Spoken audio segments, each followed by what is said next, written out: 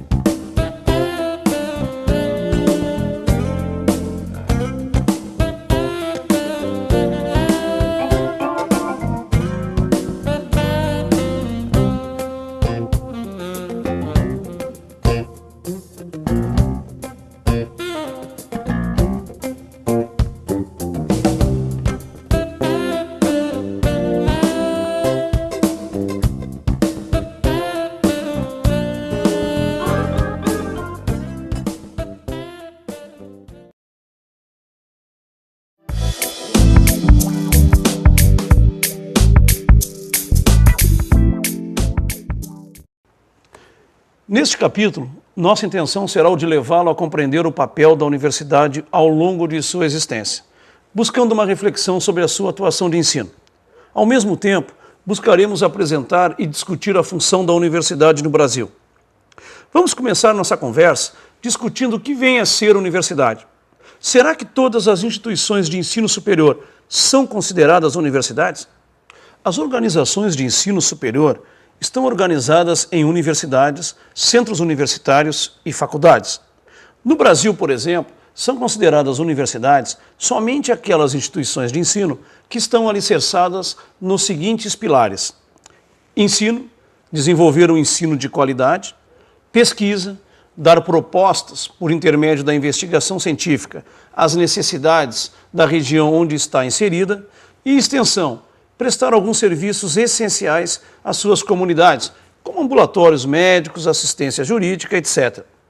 Bem, as instituições superiores que se destinam ao ensino e à extensão são consideradas, respectivamente, faculdades ou centros universitários. Na verdade, a grande diferença entre elas é a ação voltada para a pesquisa. Outro assunto que merece destaque nesta unidade é a história da universidade.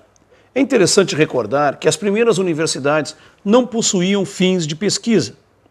O seu surgimento teve por finalidade a substituição das antigas escolas cavaleirescas, destinadas à formação de homens guerreiros, frutos daquela época. Época marcada por guerras, pestes, fome e escura do ponto de vista do avanço da ciência. Nesse período, a prática docente era rígida e alicerçada no conteúdo e não na investigação. De certa forma, contribuíam para a manutenção do status quo. Você percebeu que no seu surgimento a universidade tinha fins distintos do de hoje? Para o historiador Blaine, que escreveu recentemente uma breve história do mundo, considerado um best-seller internacional, o surgimento da universidade no século XII contribuiu para os avanços na ciência e na construção de um novo mundo, calcado na racionalidade e na investigação científica. Na verdade, um novo modelo de se pensar as escolas de ensino superior. Vale destacar dois aspectos sobre o contexto do surgimento da universidade. Primeiro, prezado estudante, é compreender que a universidade surge num momento de ebulição intelectual e transformação cultural europeia. A burguesia, classe social emergente, necessitava de novos conhecimentos para dinamizar suas atividades mercantis, e a reestruturação das escolas será vital para o seu desenvolvimento. Segundo aspecto a ser considerado é o fato da Igreja não desaparecer do cenário da educação. Sua atuação continuará muito presente, porém não mais como detentora exclusiva das verdades científicas. Novas verdades virão à luz. Vale lembrar que as primeiras universidades surgiram na Idade Média, período em que a terra era o bem mais valioso, portanto, os mais ricos eram os donos das terras. Era a sociedade dos chamados senhores feudais. Temos certeza que você já ouviu falar deles. Nessa estrutura social, só frequentavam as universidades os mais nobres, portanto, os providos de terras. Os demais amarguravam no trabalho diário. Em outras palavras, somente os filhos dos ricos frequentavam os bancos das salas de aulas das universidades. Bem, os professores, você já sabe quem eram, não é mesmo? Correto, eram os padres. Bem, para finalizarmos este capítulo, é importante destacar que, no caso do Brasil, as universidades remontam à chegada de Dom João VI, rei de Portugal. De acordo com a literatura da história da educação brasileira, os cursos de medicina, química, agricultura são os pioneiros do ensino superior, surgidos na Bahia e no Rio de Janeiro. Bem, com relação ao capítulo 1, era isso que tínhamos para destacar a você. No próximo capítulo, estaremos discutindo as tendências que norteiam a prática docente e você perceberá que elas encontram reflexos na história da universidade.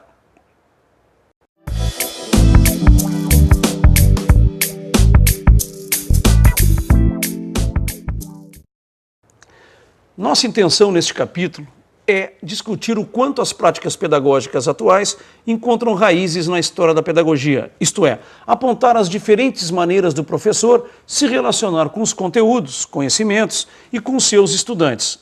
De acordo com o que você pôde observar na sessão anterior, a universidade é fruto de um processo que visou atender a múltiplas mudanças sociais, políticas, econômicas e culturais ocorridas na Europa.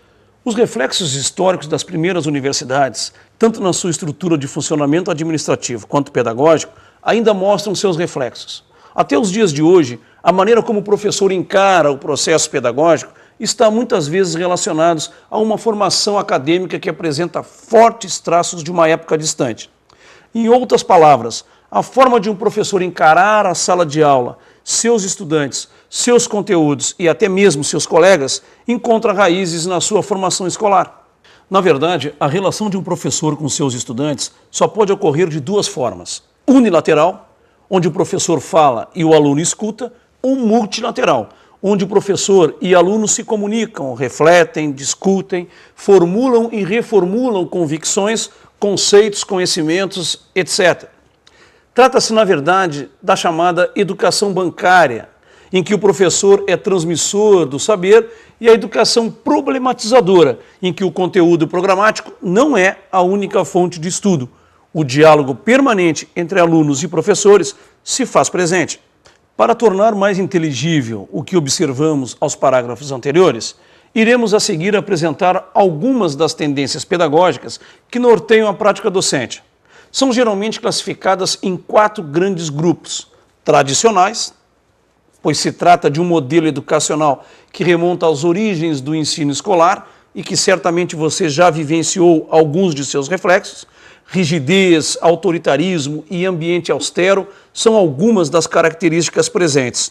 O tecnicista, essa tendência é mais recente no Brasil.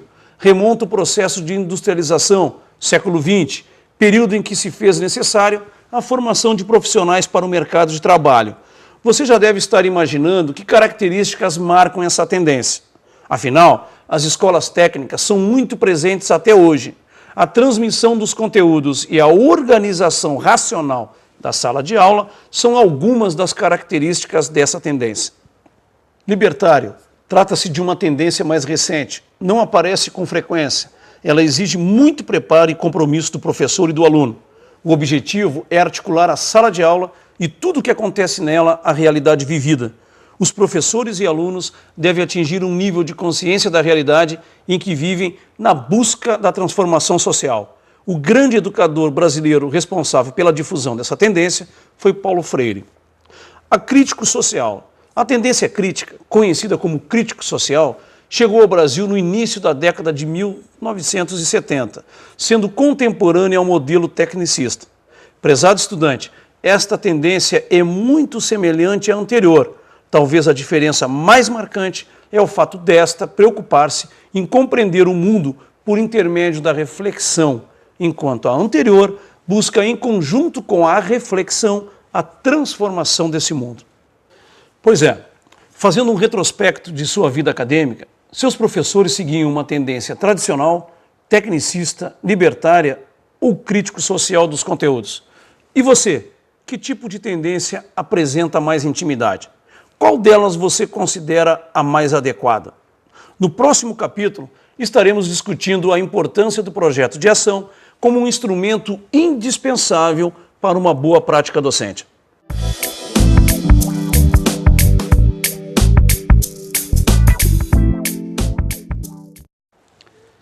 Neste capítulo, nossa intenção é levá-lo a perceber a importância de um projeto de ação na vida diária de um professor. Vivemos na chamada sociedade do conhecimento e da informação. E nesse universo de conhecimento, informação e transformação constante, situa-se a educação escolar.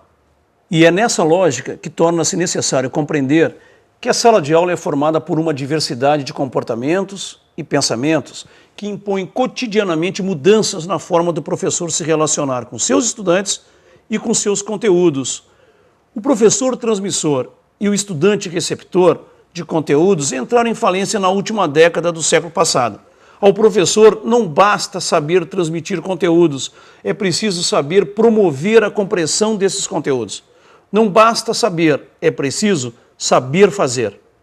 Sobre o projeto de ação, vamos ver o que diz o professor com larga experiência na área da gestão, Everaldo Silva, mestre em desenvolvimento regional e doutorando em sociologia. Sem dúvida que o planejamento das atividades de ensino, chamado pelo professor Manuel de plano de ação, são indispensáveis no cotidiano do professor. É preciso compreender que a atividade diária de um professor, necessariamente, deve ser orientada por um conjunto de teorias e, via de regra, por uma prática. Entendemos a parte teórica como sendo o arcabouço teórico acumulado. Não é durante os anos de academia, mas também durante a vida profissional, resultante de leituras, cursos de aperfeiçoamento, participação em seminários, etc. A atividade prática corresponde à ação orientada por essa teoria, ou seja, a busca constante pelos caminhos mais eficazes para tornar os conteúdos acessíveis aos estudantes. É a chamada transposição didática. Na verdade, o professor precisa ter clareza da sua ação. A consciência permanente da existência dessas duas dimensões, teoria e prática, nos permite vislumbrar que a atividade docente não é uma atividade exclusivamente prática ou teórica, e tampouco concebida numa realidade rotineira. Menos ainda numa ação isolada do professor, que em sua casa ou na sala dos professores, desenvolve seu projeto a partir de uma realidade que ele imagina encontrar. Ao bem da verdade, o dia a dia da sala de aula, independentemente do grau de ensino, é muito diferente. As realidades são mutáveis e os desafios permanentes. É nesse contexto que entendemos a elaboração de um projeto de ação. Ele deve ser produto de um desejo coletivo, envolvendo estudantes, professores e comunidade. Por isso, deve ser concebido no próprio espaço em que será aplicado, isto é, a sala de aula. Em outras palavras, o professor Everaldo alerta para a importância da articulação entre o projeto de ação e a realidade escolar. O sucesso de um projeto só é possível se estiver de acordo com os anseios do público para o qual ele será direcionado. Claro que não devemos deixar de levar em consideração a ementa, a filosofia do curso, os conteúdos programáticos, mas estes devem ser trabalhados a partir de um arcabouço didático inteligível ao público-alvo. Lembre-se que um projeto de ação não é algo engessado e imutável, ao contrário, é flexível, portanto se transforma de acordo com as realidades. Nesse sentido, sempre que um professor sentir a necessidade de modificar algo, deve o fazer.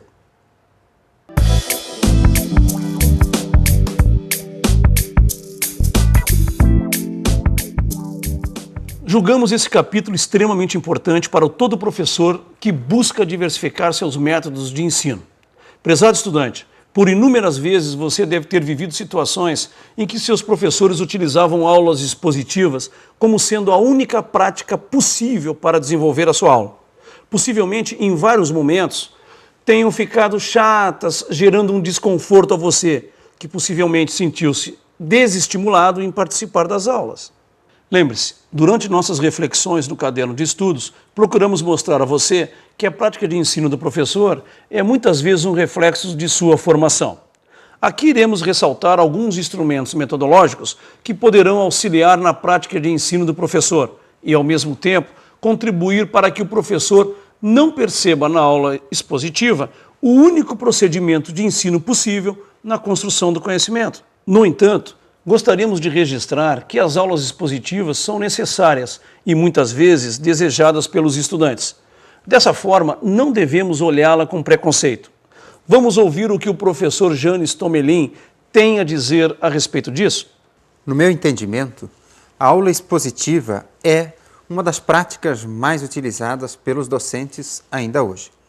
E é importante registrar aqui que a aula expositiva não é um instrumento metodológico anacrônico e tampouco autoritário, arbitrário por si mesmo. Do ponto de vista da prática, não é.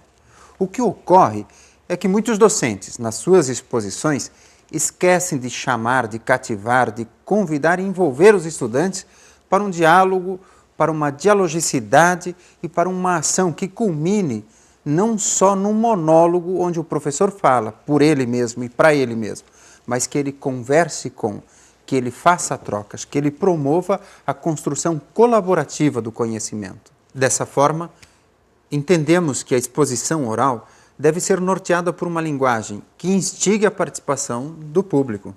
Nesse sentido, ela precisa ser sedutora, convidativa, com a utilização de expressões que refletem o cotidiano e que promovam uma reflexão crítica e significativa sobre os valores e conceitos que possuímos, às vezes até como verdades inabaláveis.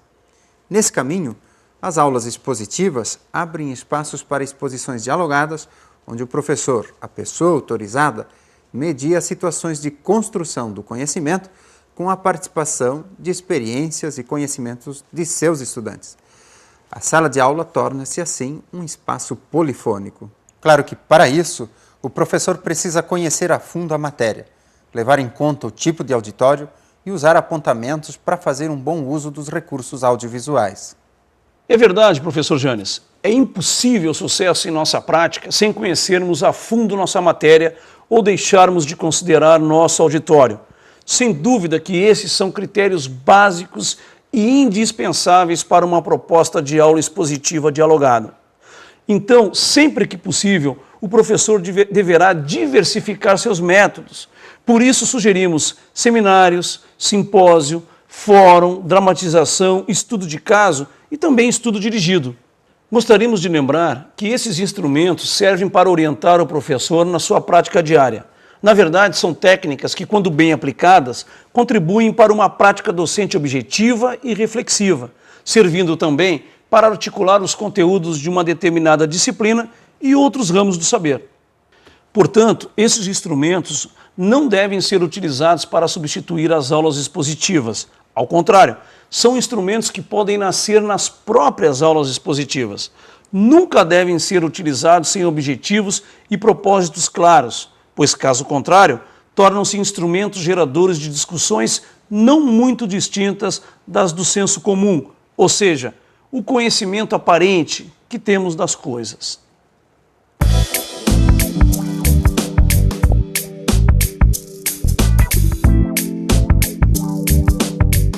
Agora, para destacarmos alguns pontos importantes do capítulo 5, que trata de um tema muito parecido com o do capítulo anterior. Na verdade, o que o torna diferente é o fato dos instrumentos metodológicos serem aplicados em espaços virtuais. Assim, nesse capítulo, nossa intenção será articular ações pedagógicas utilizando instrumentos de comunicação que compreendem desde a oralidade até ferramentas online, com vistas à sua aplicabilidade às práticas de ensino à distância. Prezado estudante, conforme anunciamos em seu caderno de estudos, a sociedade do século XXI vive numa parafernália tecnológica que, de certa forma, facilita as nossas ações diárias. Sem dúvida, nos comunicamos com maior rapidez que em tempos passados. Pare e se pergunte, você conseguiria viver numa sociedade sem a existência da internet e seus afiliados, como computadores, celulares, webcam, por exemplo? É quase impossível, não é mesmo? Para grande parte das necessidades humanas, encontramos soluções na internet. Além de buscar ou gerar informações e entretenimento, é possível você interagir com pessoas longitudinalmente distantes, filhos, tios, primos, irmãos, pais, mães, etc. O Messenger e o Skype são exemplos de interação em tempo real, com som e imagem. Incrível, não? Pois é, isso é muito bom, mas sua utilização deixou de ser uma ferramenta de uso exclusivamente pessoal e passou a ocupar espaços de natureza acadêmica e científica, portanto em benefício coletivo. Chegou aos hospitais, bancos, instituições de crédito e, claro, nas esferas escolares, sobretudo nas universidades. Nesse contexto, é imprescindível que os docentes, aqui em especial do ensino superior, passem a conhecer e utilizar esses espaços virtuais como parte do processo de ensino e aprendizagem. Eles podem ser grandes parceiros do professor, uma vez que a interação professor-estudante deixa de ocorrer em espaços exclusivamente escolar, isto é, a sala de aula. Vamos ver o que o professor de informática Marcelo Ferrari tem a dizer sobre o ambiente virtual de aprendizagem. O AVA, como é conhecido o ambiente virtual de aprendizagem, tem vários objetivos. Entre eles, podemos citar: oferecer possibilidade de exercer novas práticas pedagógicas e, consequentemente, aplicando-as paralelamente às práticas tradicionais. Socializar práticas de ensino, como atividades de pesquisa ou avaliações. Construir um espaço de interação entre os participantes. Servir como ferramenta de pesquisa. Possibilitar a troca de experiência entre diversas áreas de conhecimento. Vamos citar alguns softwares que dão suporte a atividades educacionais de forma virtual. O Teleduc, o Solar, o Sócrates, dentre outros. É preciso registrar que o grau de maturidade do estudante é fator indispensável para a interação e o sucesso no uso dessa ferramenta no processo de ensino-aprendizagem. Podemos afirmar que o AVA é mais uma novidade tecnológica a serviço da gestão do conhecimento. Convido você a conhecer mais essa ferramenta virtual de auxílio à aprendizagem. Bem, vamos rapidamente relembrar alguns instrumentos virtuais presentes no AVA. O chat é uma ferramenta de comunicação via internet que possibilita a interação em tempo real entre duas ou mais pessoas. É informal e atrativo. O quiz, que funciona como uma espécie de enquete, questionário, formulário de perguntas. Uma característica muito interessante desta ferramenta é o fato dela corrigir automaticamente as respostas, pois o programa permite esta operação. A webconferência, sem dúvida, a mais eficiente na construção do processo de socialização de experiências escolares, pois permite, em tempo real, a interação entre os participantes de diversas regiões do país e do mundo simultaneamente. O fórum, um espaço virtual de discussões, onde o professor pode estar trabalhando temas polêmicos. Esta ferramenta pode ser utilizada por duas ou mais pessoas, que não necessariamente precisam estar online, pois as discussões não ocorrem em tempo real, facilitando o acesso daqueles que podem estar online na hora do chat. É importante que você compreenda que o AVA, bem como suas ferramentas, é um instrumento que serve para auxiliar o professor na sua prática de ensino e aprendizagem. Portanto, não substitui. E em algumas situações, não substitui também a sala de aula, ok?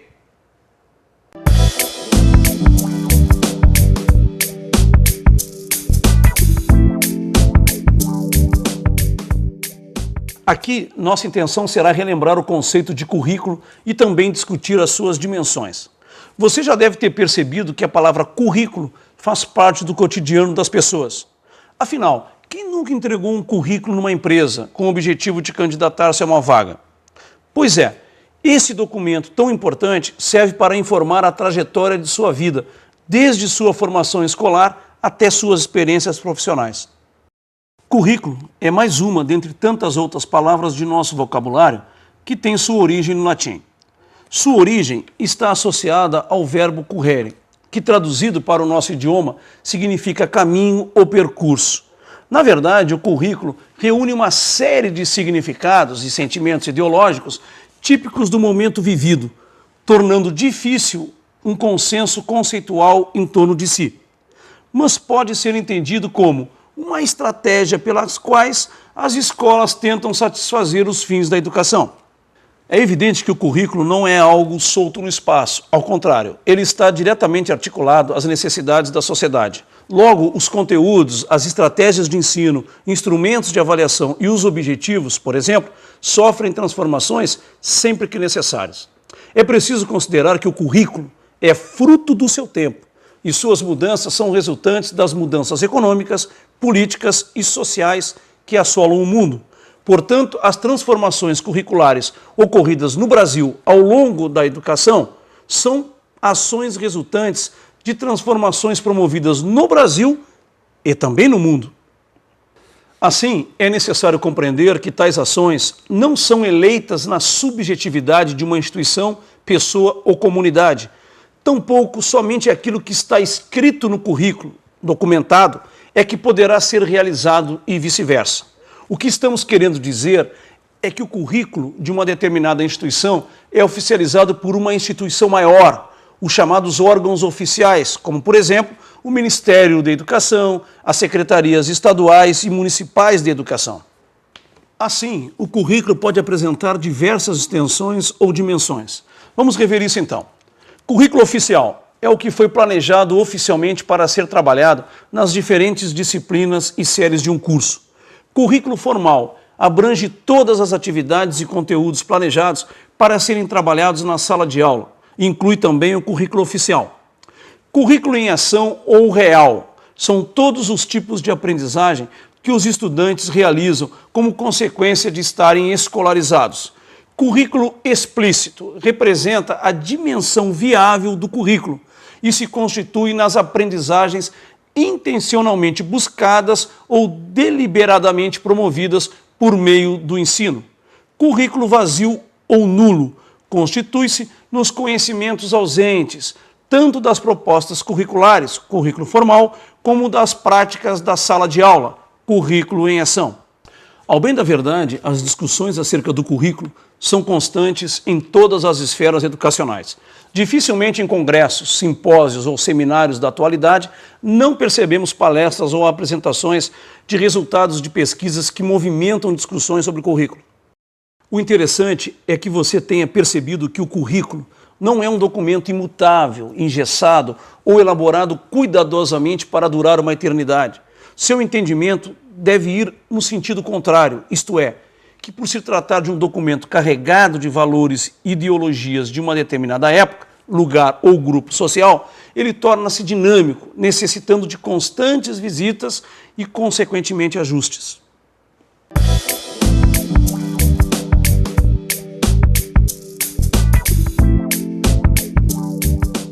Nossa intenção aqui será o de identificar na avaliação um instrumento que mensura o processo que envolve desde a prática docente como a discente. Ao mesmo tempo, orientar na elaboração de um instrumento avaliativo coerente na forma e também no conteúdo. Certamente a expressão avaliação não é estranha a você, não é mesmo? Aliás, você já deve ter perdido as contas do número de vezes que ouviu esta expressão. Afinal, avaliar é algo que faz parte da rotina do ser humano? Mas avaliação é também sinônimo de prova? Ela serve somente para colocar em teste os conteúdos que conseguimos decorar? Em outras épocas, um sim seria a resposta mais correta, mas os tempos são outros. A avaliação não deve ser pensada como um instrumento de teor puramente técnico e estanque, mas sim processual, levando em consideração as escolhas ideológicas, políticas e crenças que possuímos. Atualmente, as avaliações são ferramentas importantíssimas para diagnosticar o processo de ensino e aprendizagem, avaliando ao mesmo tempo professores e alunos, isto é, perceber se as ações pedagógicas estão contribuindo para o processo de ensino e aprendizagem. Na verdade, a avaliação serve para revelar o que ainda precisa ser feito. Os instrumentos avaliativos são indicadores daquilo que o aluno aprendeu, compreendeu e daquilo que precisa ser ainda compreendido. A avaliação também serve para compreender o processo, tanto para os alunos como para os professores. Serve também para fixar um norte e buscar referenciais. O processo de avaliação precisa estar relacionado aos objetivos da disciplina. A avaliação ainda serve para identificar o que de positivo já foi feito, ratificar o que já existe, inclusive comemorar as conquistas. Enfim, a avaliação pode servir também para corrigir os rumos, alterar procedimentos metodológicos, baixar ou aumentar os níveis de expectativas. Outro aspecto que gostaríamos de chamar a atenção é o fato de encontrarmos colegas confusos na preparação de suas avaliações, sobretudo na preparação de provas. Por isso chamamos a atenção para alguns pontos a serem observados quando da sua preparação. O primeiro ponto é que sejam perguntas que levem o estudante a relembrar os momentos de discussões em sala de aula. O segundo, pontuar cada questão, para que tanto os professores como os estudantes tenham clareza de sua pontuação. Outro aspecto é que a linguagem escrita seja clara e objetiva. Outro, que os conteúdos cobrados sejam resultantes não só das bibliografias adotadas, como também das construções e discussões de sala de aula, contribuindo, inclusive, para novas reflexões. Gostaríamos de reforçar que a avaliação não é um instrumento que encerra na simples aplicação de uma prova, ou tampouco serve para mensurar o que o aluno conseguiu memorizar. Entendemos que a avaliação é um processo de ensino e aprendizagem contínuo e cumulativo, portanto, deve servir para vislumbrar a aprendizagem de cada estudante em relação à programação curricular. Deve ter caráter investigativo e não se limitar a transcrições de informações repassadas pelo professor. Bem, chegamos ao final de nossa videoaula. Nosso desejo foi o de apresentar a você os temas que serão abordados durante o seu caderno de estudos. Sinceramente, esperamos tê-lo estimulado a prosseguir seus estudos. Ao ler seu caderno, nunca esqueça que a atividade docente é carregada de situações inesperadas. Portanto, nunca poderemos dizer que somos professores prontos e acabados, mas sim que nos construímos professores a cada dia. Um abraço e bons estudos.